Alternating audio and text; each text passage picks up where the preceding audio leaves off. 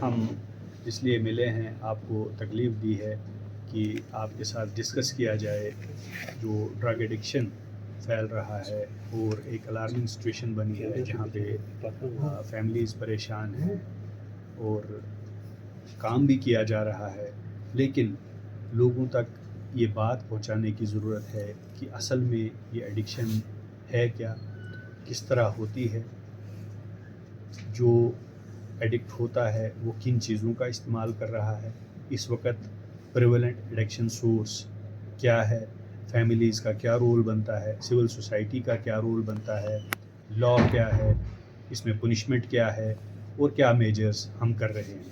इसलिए आज हम मिले हैं। सर आपसे जानना चाहेंगे, पुलिस ने कई बार पिछले हफ्ते में भी चरस पकड़े, तो जो सिविल सोसाइटी से लोग हैं तो उनका जो बड़े लोग हैं उन पे हाथ नहीं डालते। जब तक उन पे हाथ नहीं डाला जाएगा तब तक ये मंशियात का कारोबार धंधा ख़त्म नहीं होगा।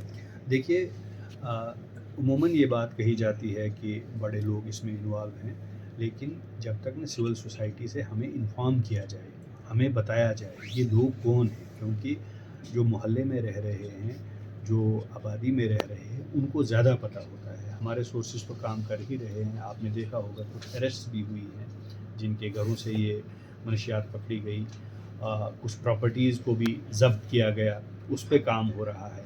और भी लोग ज़ीरो इन हुए हैं जिन पर शक है, लेकिन सिविल सोसाइटी को हमें इन्फॉर्म करना है। और सिविल सोसाइटी कब इन्फॉर्म करेगी? जब उन्हें ये लगेगा कि बच्चे एडिक्ट हो रहे हैं, क्योंकि मैंने ये देखा है कि लास्ट स्टेज पे माँ बाप को पता चल रहा है। मैंने इसीलिए आपको ये तकलीफ़ दी कि थोड़ा-सा हम इस पे डिस्कस करें, ताकि लोगों को ये पता चले कि ये है क्या, हो कैसे रहा है, एडिक्ट कैसे बन रहे हैं। माँ-बाप भी कहीं लापरवाही का शिकार है, सिविल सोसाइटी भी कहीं लापरवाही का शिकार है। हम तो काम कर रहे हैं, मैं तो जगह-जगह जहाँ पे भी जाता हूँ, चाहे हमारी कोई मीटिंग हो, ब्लॉक दिवस हो, कोई फंक्शन हो, मैं ड्रग एडिक्शन पे बोलता हूँ। वो सिर्फ़ इन्फॉर्म करने के लिए स्टूडेंट्स को या यूथ को कि ये कितना खतरनाक है। फादर एंड मदर का कितना रोल है सर? देखिए, जो ये ड्रग एडिक्शन है, असल जो इसमें मेन रोल जो प्ले करेगा वो फैमिली करेगी। जब तक ना माँ-बाप अपने बच्चों के साथ डिस्कस करें कि ये ड्रग एडिक्शन है क्या और हमें इससे किस तरह से बचना है, बच्चों पर माँ-बाप ने क्या-क्या ध्यान रखना है, उनका कंज़म्पशन क्या है, वो कितना पैसा लेते हैं और कहाँ खर्च करते हैं, वो किनके साथ उठते-बैठते हैं, उनका फ्रेंड सर्कल क्या है। अगर आपने उनको किसी ट्यूशन इंस्टीट्यूट में भेजा हुआ है, क्या वो वहाँ जाते हैं? स्कूल में क्या वो रेगुलरली जाते हैं? क्या माँ-बाप का इंटरेक्शन टीचर्स के साथ है?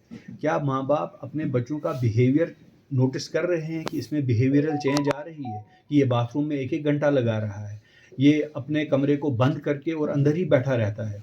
क्या इसमें कुछ सिम्पटम्स तो नहीं आ रहे हैं? आँखों में रेडनेस तो नहीं है? देखो, इंजेक्टेबल्स पे जब भी कोई जाए, हेरोइन इंजेक्टेबल, आप उनके यहाँ पे निशान पाओगे इन जगहों पे। क्या माँ-बाप चेक कर रहे हैं? यहाँ तक बाजू उनके चेक कर रहे हैं कि इनके कहीं निशान तो नहीं है प्रिक्स के? देखना है उनके कपबोर्ड्स में क्या है, वो किनको कांटेक्ट कर रहे हैं। ये माँ-बाप का काम है। स्कूल में भी टीचर्स ध्यान रखते हैं, मैंने यहाँ कॉलेज में भी देखा है कि वो भी काफ़ी चेक कर रहे हैं, बैग चेक किए जा रहे हैं। लेकिन माँ-बाप का बहुत इम्पोर्टेंट रोल है।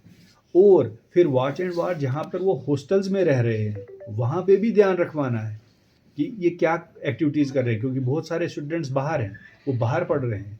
तो माँ-बाप का एक इम्पॉर्टेंट रोल बनता है इसमें, जब तक वो अच्छी तरह से अपने बच्चों का ध्यान न रहें, वो इससे बच नहीं सकते। एडमिनिस्ट्रेशन का, अगर आपने बात किया, एडमिनिस्ट्रेशन का क्या रोल रहेगा? एक तो इसमें आता है लॉ एनफोर्समेंट, वो narcotics, drugs and psychotropic substances act है, उसमें पुलिस काम कर रही है, उसमें नारकोटिक कंट्रोल ब्यूरो भी काम कर रहा है और वो काम हो रहा है। जो ही इन्फॉर्मेशन आ जाती है, क्योंकि लॉ ने जब काम करना होगा तो पूरा सबूत, फिर कैच, फिर क्वांटिटी, फिर उसका FSL टैग